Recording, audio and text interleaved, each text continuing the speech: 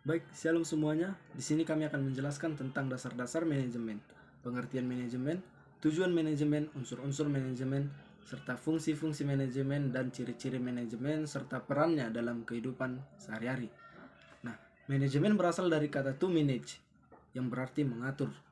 Dalam hal mengatur, akan timbul masalah, problem, proses, pertanyaan tentang apa yang diatur, dan siapa yang mengatur. Lalu mengapa harus diatur dan apa tujuan dari pengaturan tersebut. Manajemen juga menganalisa, menetapkan tujuan sasaran, serta mendeterminasi tugas-tugas dan kewajiban secara baik, efektif, dan efisien. Nah, berikut akan saya paparkan tentang pandangan mengenai pengertian manajemen, yang mana manajemen dipandang sebagai suatu proses pencapaian tujuan organisasi yang telah ditetapkan sebelumnya melalui interaksi sumber daya dan pembagian tugas dengan profesional. Lalu ada manajemen dipandang sebagai upaya-upaya yang dilakukan orang untuk mencapai tujuan-tujuan dari organisasi tersebut. Lalu manajemen dipandang sebagai bentuk koordinasi dan pengintegrasian dari berbagai sumber daya untuk menyelesaikan tujuan-tujuan khusus dan tujuan-tujuan yang bervariasi atau umum. Lalu manajemen dipandang sebagai suatu bentuk kerja yang melingkupi koordinasi sumber daya, manusia, tanah, tenaga kerja, dan modal untuk menyelesaikan target-target organisasi. Menurut Wijayanti, memandang manajemen secara lebih detail dengan merincikan pengertiannya sebagai berikut, yang mana adalah manajemen sebagai seni, manajemen sebagai proses atau pengorganisasian, manajemen sebagai ilmu seni, dan manajemen sebagai profesi. Nah, adapun dari tujuan manajemen adalah seperti berikut: menjalankan dan menilai strategi perencanaan yang telah dikonsep agar pelaksanaannya berjalan sesuai dengan arahan. Nah, melakukan peninjauan terhadap pelaksanaan fungsi manajemen juga cara kerja kelompok ketika menjalankan tugasnya. Lalu melakukan pembaharuan terhadap fungsi manajemen terutama pada strategi pelaksanaannya. Yang mana hal ini dilakukan agar target tetap tercapai apabila ada kendala dalam pelaksanaan rencananya. Baik, Shalom. Saya Betaria Manaro akan menjelaskan tentang unsur-unsur dan fungsi dari manajemen. Yang pertama kita masuk ke dalam unsur-unsur manajemen. Manajemen mengandung 5 unsur pokok yang dikenal dengan sebutan 5M. Yang pertama yaitu man atau manusia. Faktor yang paling utama dalam manajemen adalah manusia. Manusia membuat tujuan dan melakukan proses pencapaian tujuan tersebut. Dengan kata lain, proses kerja tidak akan terjadi bila terdapat unsur manusia di dalamnya. Yang kedua yaitu money atau uang. Selain manusia, uang juga merupakan unsur manajemen yang sangat berpengaruh karena hasil kegiatan dapat diukur dari jumlah yang beredar di suatu perusahaan. Adanya uang bisa menjadi alat dalam proses pencapaian tujuan dengan penggunaannya yang diperhitungkan secara rasional. Yang ketiga yaitu material. Ketersediaan bahan baku sangat vital dalam proses produksi. Tanpa material, perusahaan tidak dapat mengolah sesuatu untuk dijual. Dibutuhkan tenaga ahli untuk mengolah bahan baku menjadi barang jadi atau setengah jadi. Yang keempat yaitu mesin.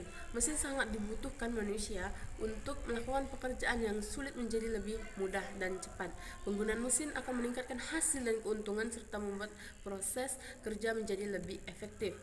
Yang kelima yaitu metode atau cara. Dalam penerapan ini, untuk mengolah sesuatu diperlukan suatu metode atau suatu kerja dapat berjalan dengan efektif dan efisien bila dilakukan dengan metode yang tepat. Kita masuk ke dalam fungsi manajemen.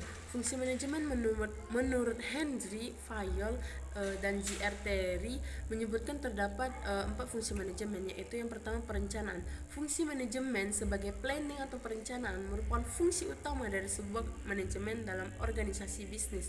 Tanpa perencanaan, fungsi lain dalam manajemen tidak dapat berjalan dengan baik. Yang kedua yaitu perorganisasian. Tujuan dari ini yaitu membagi suatu tugas yang besar menjadi kegiatan yang lebih kecil-kecil. Melalui perorganisasian, seorang manajer dapat mengawasi dan mengontrol anak buahnya agar berjalan, agar pekerjaannya dapat selesai dengan tepat. Yang ketiga yaitu penempatan adalah langkah selanjutnya dalam perorganisasian.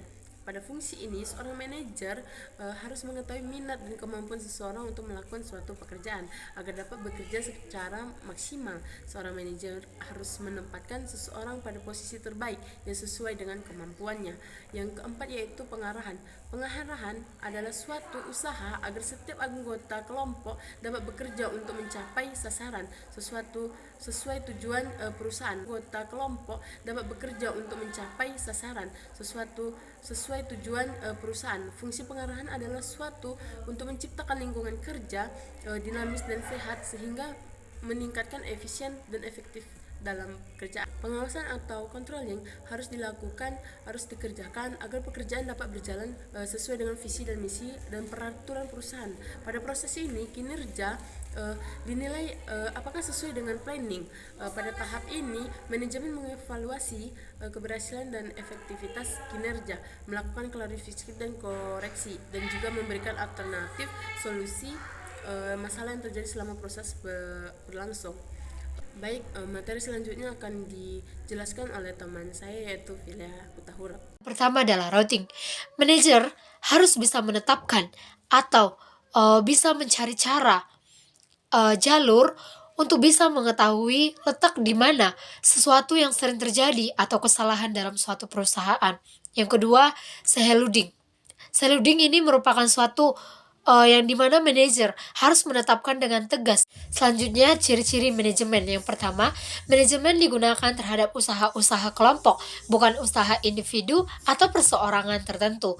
Yang kedua, tujuan manajemen merupakan suatu sasaran manajemen, dan manajemen berusaha untuk mencapai tujuan yang telah ditetapkan. Yang ketiga adalah dispatching, yang dimana manajemen dalam hal ini melakukan penyampaian terkait evaluasi. Yang keempat adalah follow up, yaitu proses tidak lanjut dan penyampaian dengan informasi.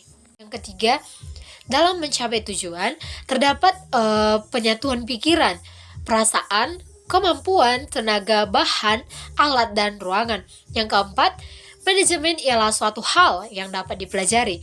Yang kelima, pencapaian tujuan dilakukan secara sistematis, terpadu, terkontrol, dan konsisten. Yang kelima, dalam manajemen ada pembagian kerja secara jelas dan tegas. Manfaat manajemen dalam kehidupan sehari-hari. 1. Membantu membuat strategi yang lebih baik, yang dimana menggunakan strategi yang rasional dan pilihan strategis. Yang kedua, merupakan suatu proses, bukan keputusan atau dokumen. Yang ketiga, mendorong pemikiran ke masa depan.